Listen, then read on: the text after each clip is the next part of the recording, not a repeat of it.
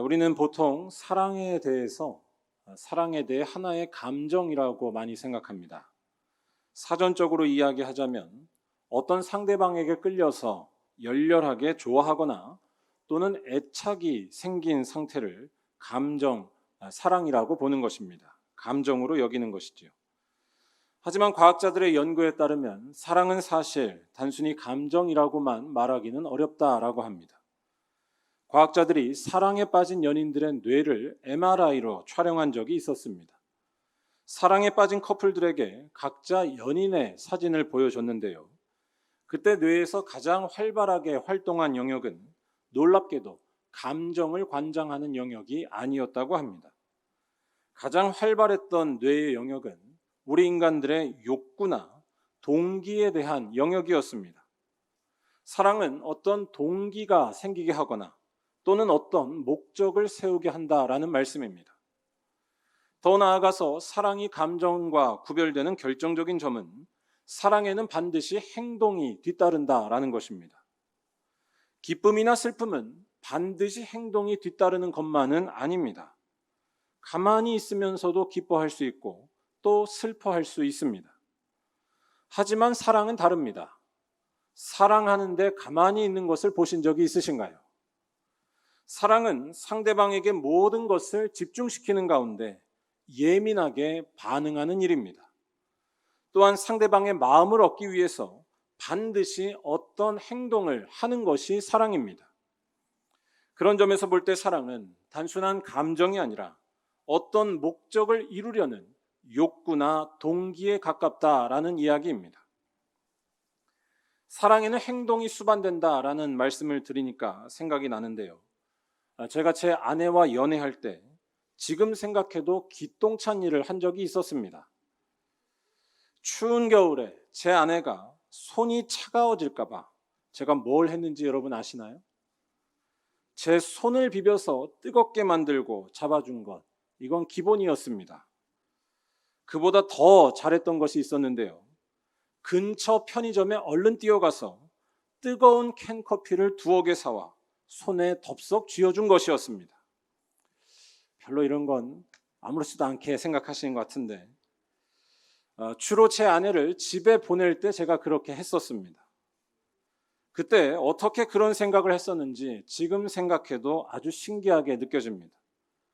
그런데 그렇게 했던 이유는 사실 간단했습니다.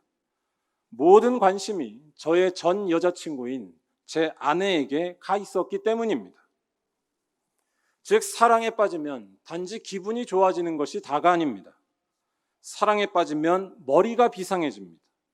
사랑에 빠지면 몸이 날쌔집니다. 사랑은 사랑하는 사람을 향한 강력한 의지이자 행동이며 집중이기 때문입니다. 지금도 제 아내는 저에게 없던 IQ도 생겨나게 하고 없던 능력도 생겨나게 하는 특별한 여자입니다.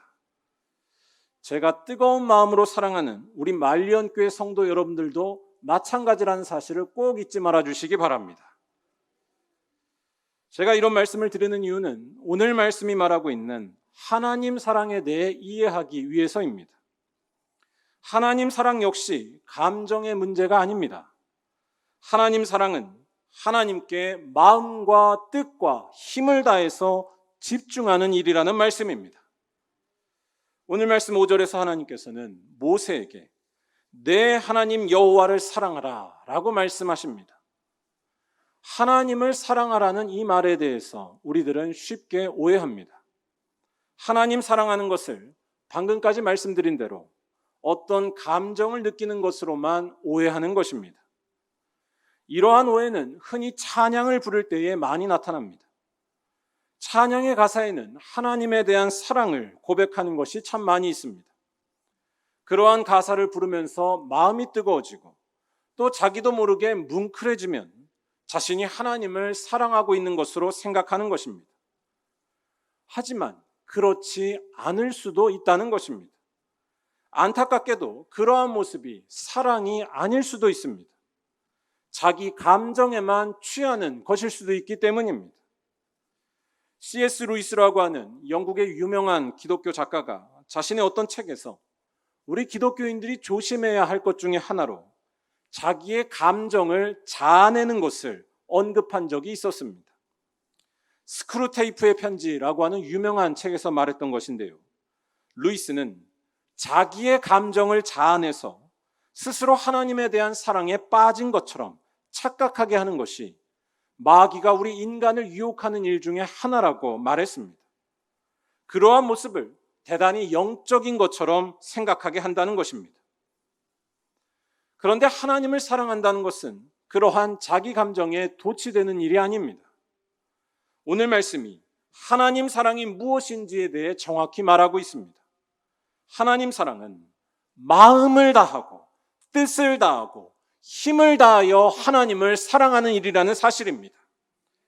우리 다 함께 5절을 한번 읽어보도록 하겠습니다. 너는 마음을 다하고 뜻을 다하고 힘을 다하여 내 하나님 여호와를 사랑하라. 아멘.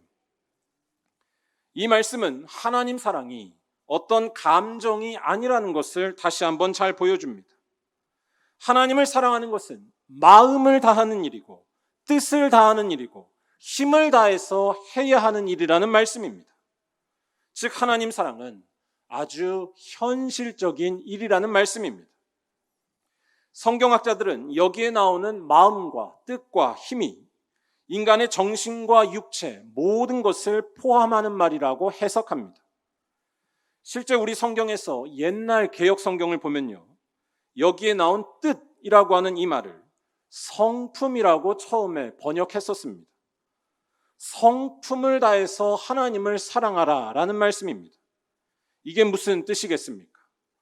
성품을 다해서 하나님을 사랑하라는 것은 삶의 태도와 인격에서 하나님 사랑이 드러나야 한다라는 말씀입니다.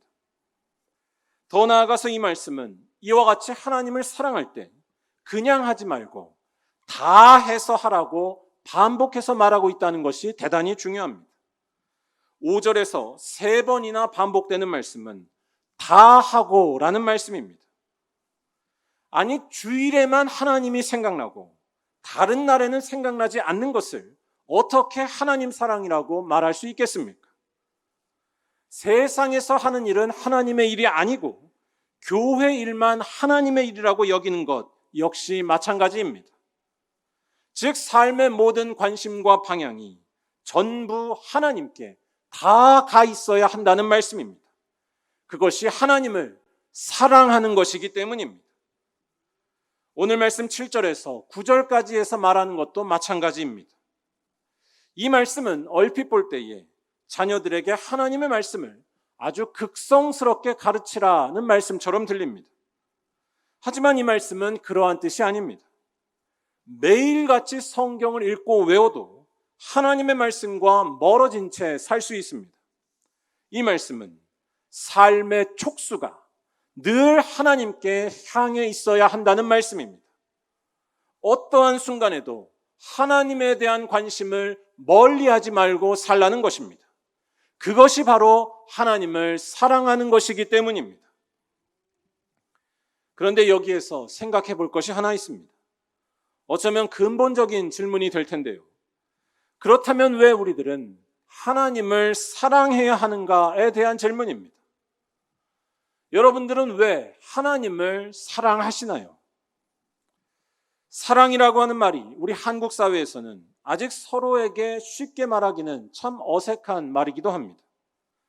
교회에서 많이들 서로 사랑하고 축복합니다 라는 인사말을 많이 하는데요.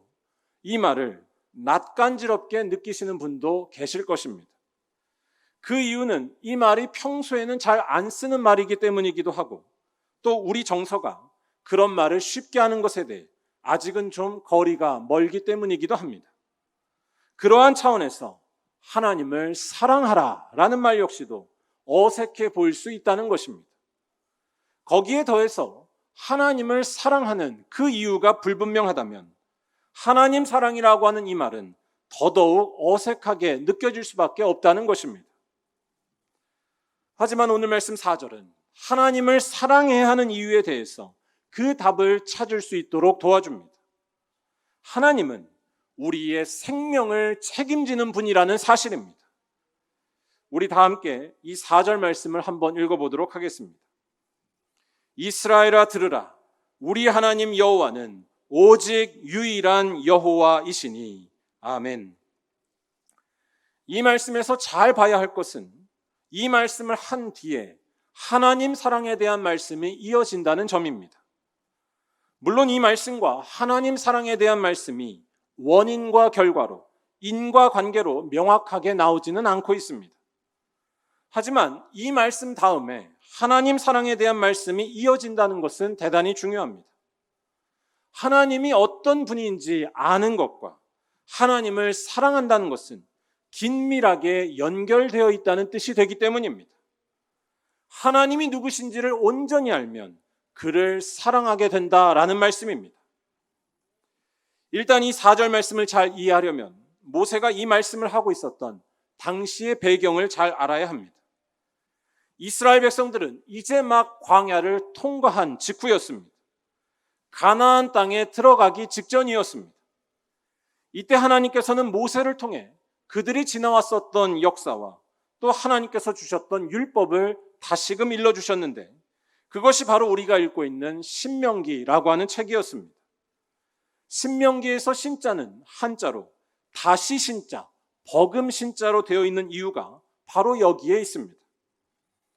하나님께서 이처럼 지나온 역사와 또한 그들에게 주신 율법에 대해 다시 알려주신 것은 이스라엘 백성들에게 경고하고 교훈하기 위함이었습니다. 앞으로 가나안 땅에 들어가 살 때에 하나님의 말씀만을 지키고 붙들며 살라는 것입니다. 왜냐하면 하나님께만 생명이 있기 때문이었습니다. 하나님의 말씀에 불순종하면 화가 있을 것이고 하나님의 말씀을 온전히 지키고 순종하면 복을 얻고 생명을 얻게 된다고 강조한 이유가 바로 여기에 있었습니다. 그런데 이스라엘 백성들은 가나안 땅에 들어가서 이 사실을 잊어버릴 위험이 있었습니다. 가나안에 있는 수많은 우상들을 보고서 하나님이 아니라 저 우상이 나에게 생명과 소망을 주는 것처럼 생각할 수 있는 위험이었습니다. 우상이라는 말을 단순히 눈에 보이는 신상이나 형상 같은 것으로만 생각해서는 안 됩니다. 우상은 한마디로 우리 인간들이 만든 것 또는 이 세상에 있는 피조물들을 하나님 자리에다 올려놓는 것입니다. 그것이 우리들의 삶에, 우리들의 생존에 절대적인 조건이 된다고 생각하는 것입니다. 하지만 여러분, 그렇지 않습니다. 우리의 삶을 근본적으로 책임지시고 생명을 붙드시고 지키시는 분은 오직 하나님 한 분뿐인 줄로 믿습니다. 미국에서 암 전문의로 활동하시는 우리 한국인 의사 중에 원종수 장로님이라는 분이 계십니다. 우리나라에서 90년대에 이분의 간증집이 많이 소개된 적이 있었습니다. 지독하게 가난하고 어려웠던 시절 하나님께 예배하고 기도하는 것을 항상 우선에 두고 살았던 원종수 장로님의 가정에 하나님께서 어떻게 함께 하시고 돌보셨는지에 대해 고백하고 있는 간증입니다. 90년대에 책과 간증 테이프 같은 것이 많이 나왔었고요. 특히 온누리교회 같은 것을 통해 이분의 이야기가 많이 소개된 적이 있었습니다. 이 원종수 장로님께 이러한 믿음을 가르쳐 주신 분은 그의 어머니 김철래 권사님이셨습니다. 김철래 권사님은 밥은 굶어도 11조는 정확하게 꼭 하고야만은 철저하게 하나님을 인정하며 사신 분이었습니다. 그런 김 권사님에 대한 이야기 중에 이러한 이야기가 있다고 합니다. 여러분들은 어려운 문제가 생겼을 때 어떻게 하시나요? 여기에 계신 분들 모두 기도가 우선일 텐데 김 권사님께서도 기도를 하시긴 하셨는데 기도하는 그 방법과 순서가 다른 사람들과는 조금 달랐다고 합니다.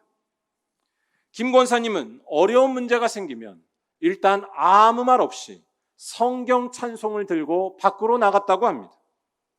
그리고 찾아간 곳은 평소에 꼭 전도하겠다고 마음을 먹었던 사람이었고 그 사람에게 복음을 전하고 간절히 기도한 후에 집으로 돌아왔다고 합니다. 그 다음에서야 비로소 자기의 문제를 놓고 기도한 것이었습니다. 하나님께서 기뻐하시는 일을 먼저 하고 기도하는 것이 김 권사님의 기도 원칙이었다는 말씀입니다. 김 권사님께서 이렇게 하신 데에는 다 이유가 있었습니다. 자기의 뜻이 아니라 하나님의 뜻을 먼저 구하는 것이 자기 인생의 살 길이고 또한 생명과 안전을 얻는 길이라고 믿었기 때문이었습니다.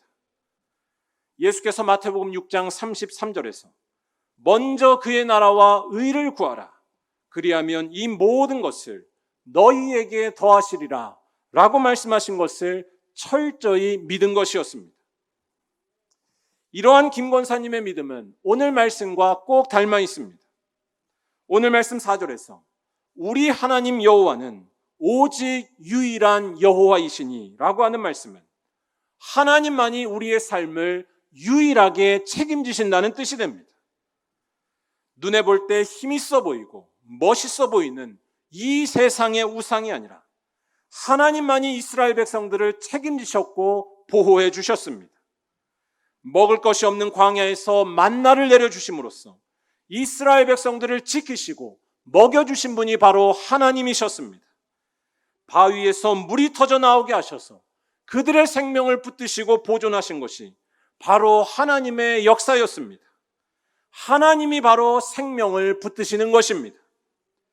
그리고 방금 소개해드린 김 권사님은 그러한 믿음을 갖고 계셨다는 것입니다. 어떤 문제가 있을 때마다 하나님의 뜻을 구하는 것에 먼저 힘썼다는 것은 하나님께만 생명이 있다는 것을 고백하는 믿음의 표현이었기 때문입니다. 다시 말해 오늘 말씀이 하나님이 누구신지에 대해 말한 뒤에 하나님 사랑에 대해 이야기하는 것은 너무나 당연하다고 할 수 있습니다. 하나님이 누구신지 아는 자만이 하나님을 사랑할 수 있습니다. 하나님만이 우리의 생명이 되시기 때문입니다. 하나님만이 생명이시고 유일한 능력이 되시기 때문에 그분께만 삶의 관심과 모든 소망을 두며 살아가는 것입니다. 하나님을 사랑하는 것입니다. 그런데 여기에서 또 이러한 질문을 할 수도 있습니다.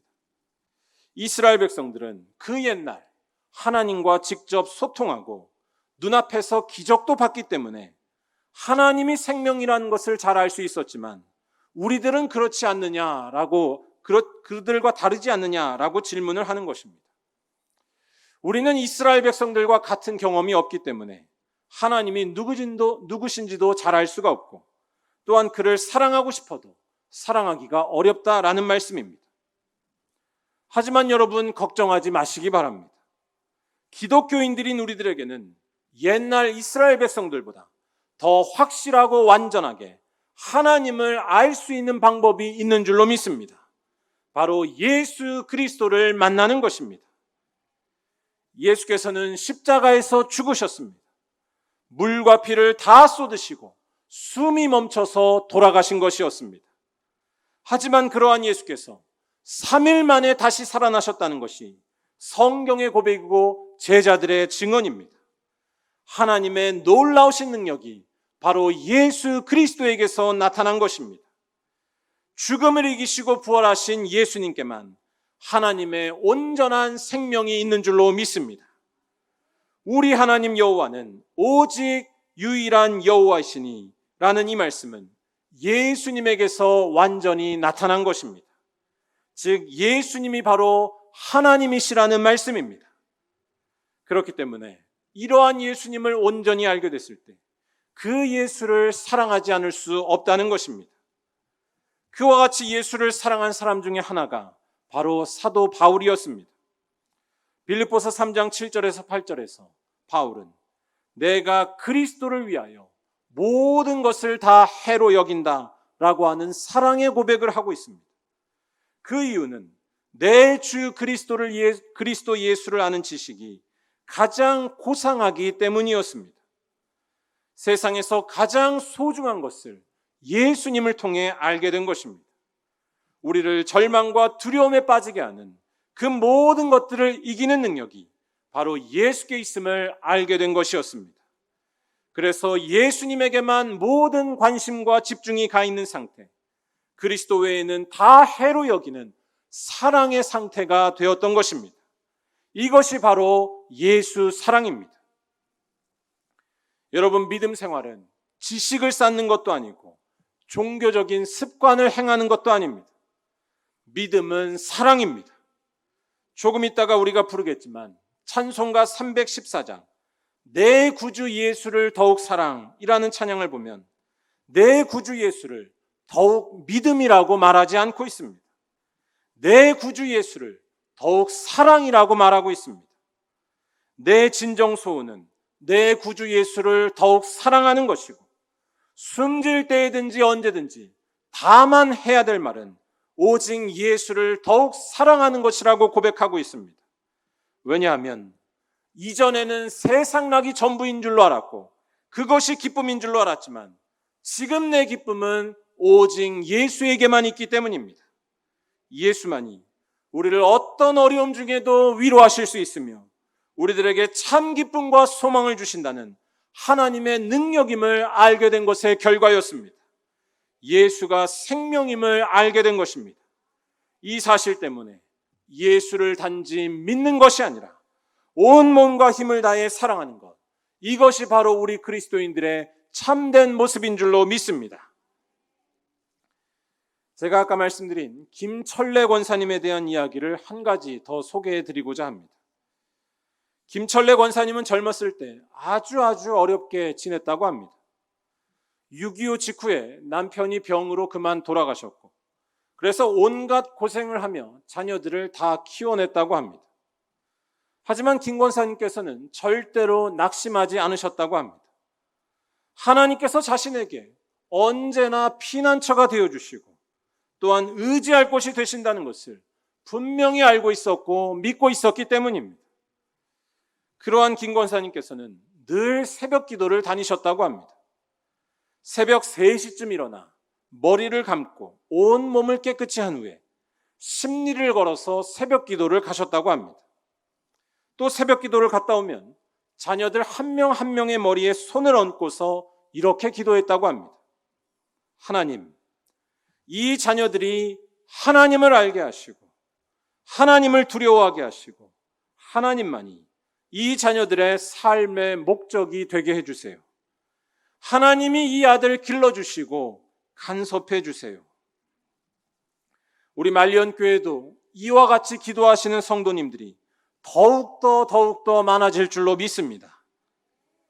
그런데 이렇게 기도하신 김 권사님이 자녀들에게 하신 말씀 중에 이런 말씀이 있다고 합니다. 자녀들을 신앙으로 기르시면서 하신 말씀인데요.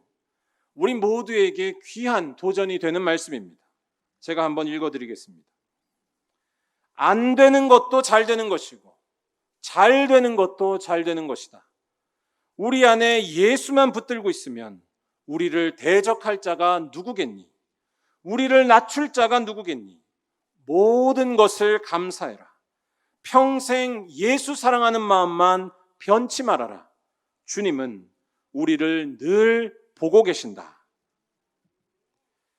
저는 김 권사님의 이 말씀에서 예수 믿는 마음이 변치 말아라 라고 하시지 않고 예수 사랑하는 마음만 변치 말아라 라고 말씀하신 것이 아주 인상 깊었습니다.